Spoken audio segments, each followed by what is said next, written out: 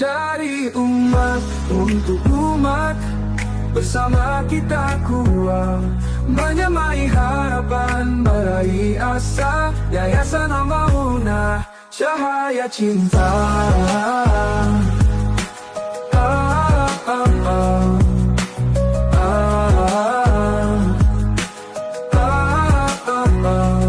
Di sini kita belajar dan berjuang dengan hati yang ikhlas dan lapang.